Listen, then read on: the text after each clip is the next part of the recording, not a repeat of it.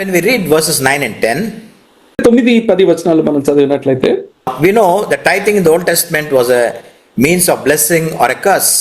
దశమ భాగము అనేది ఒక ఆశీర్వాదానికి శాపానికి అది ఇవ్వకపోవటం అనేది ఒక మార్గముగా చెప్పబడింది. If they gave to the Lord, blessing was heaped upon them. దేవునికి ఇస్తే ఆశీర్వాదాలు వాళ్ళ మీద కుమ్మరించబడేవి.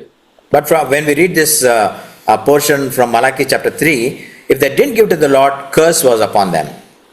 అలానే మలాకి 3వ అధ్యాయంలో మనం చూసినట్లయితే ఇవ్వనప్పుడు వారికి శాపగ్రస్తులు అవుతున్నారు అని చెప్పబడింది. However, this is not the case with us. అయితే మన విషయంలో అది ఇలా లేదు. There is no express commandment that God will bless us when we give, or if we don't give, God will curse us. ఇస్తే మిమ్మల్ని ఆశీర్వదిస్తానని కానీ ఇవ్వకపోతే మీరు శాపగ్రస్తులు అవుతారని కానీ నిర్దిష్టమైన వచనము మనకి క్రొత్త నిబంధనలో కానరాదు. Some modern day preachers preach like this. అయినప్పటికీ ఆధునిక ప్రసంగికులు ఈ రీతిగా చెప్పటం మనం చూస్తూ ఉంటాం. It was an Old Testament concept, but not in the New Testament. ఇది పాత నిబంధనలో ఉన్న అంశమే తప్ప క్రొత్త నిబంధనలో అలా లేదు అని అర్థం చేసుకోవాలి. Now how do we apply this passage to our individual life as believers? విశ్వాసులమైన మనము మన వ్యక్తిగత జీవితానికి ఈ భాగాన్ని ఎలా అన్వయించుకోవాలి? The first point is giving is an act of faith. మొదటి మాట ఏంటంటే ఇవ్వటం అనేది విశ్వాసంతో చేసేది. And we know faith is always rewarded. విశ్వాసానికి ఎప్పుడూ బహుమానాలు దొరుకుతాయి అనే సంగతి మనకు తెలిసిందే. We do not give because we expect something from the Lord. దేవుడి నుంచి ఏదో ఆశించి మనం ఇవ్వము. And one of the important law that should operate is found in Luke chapter 6 and verse 38. లూకాసు వార్త 6వ అధ్యాయం 38వ వచనంలో ఒక సూత్రము మనకు కనపడుతుంది. And where our Lord says, give and it shall be given to you. ఇవ్వండి అప్పుడు మీకు కూడా ఇవ్వబడును అనేసి చెప్పబడింది అక్కడ. And by your own standard of measure it will be measured to you in return. ఏ కొలతతో మీరు ఇస్తారో అదే కొలతతో మీకు కూడా కొలవబడుతుంది అని చెప్పబడింది. And that's the first point. The second point is, అది మొదటి మాట. రెండవ మాట చూద్దాం. in the Old Testament, that is while referring to Malachi chapter 3 verses 10 and 11, God is saying to his people, test me. అయితే పాత నిబంధనలో అనగా మలాకి 3వ అధ్యాయంలో 10-11 వచనాలలో మీరు అలా ఇచ్చి నన్ను శోధించండి అనేసి పరీక్షించండి అని దేవుడు అన్నారు. But what does he say to the New Testament believers, that is us? అయితే క్రొత్త నిబంధన విశ్వాసులకి ఇవ్వబడిన మాట ఏంటి? Trust me. అదేంటంటే నన్ను నమ్మండి అనేసి. In the Old Testament, test me. In the New Testament, trust me. పాత నిబంధనలో నన్ను శోధించండి, క్రొత్త నిబంధనలో నన్ను నమ్మండి. And what is the third point? 3వ మాట చూద్దాం. Let me tell you very emphatically that God has not promised us to make us wealthy.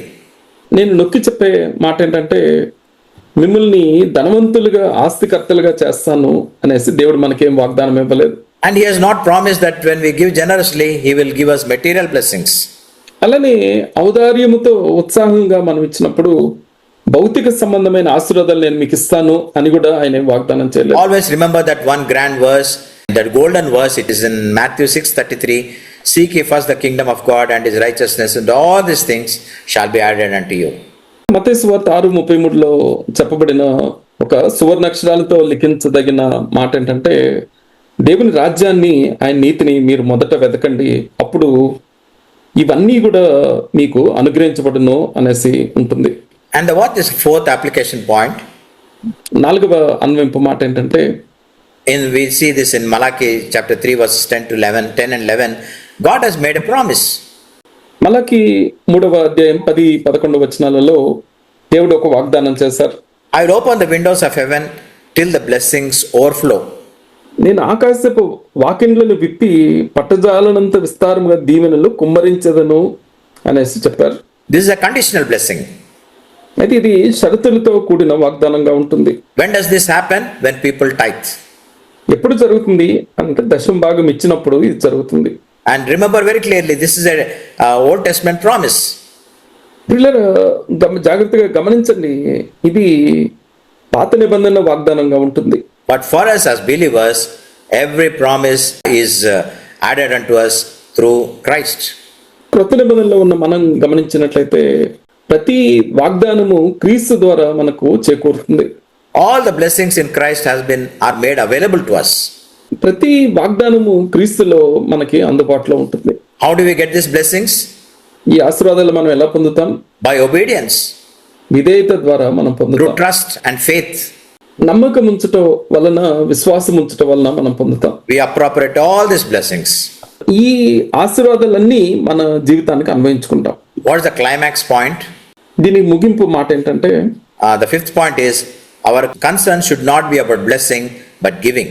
మనము ఆశీర్వాదాలు పొందాలి అన్న దాని గురించి చింతించటం కాదు, కానీ ఇవ్వాలి అన్న ఆశ కలిగి ఉండాలి.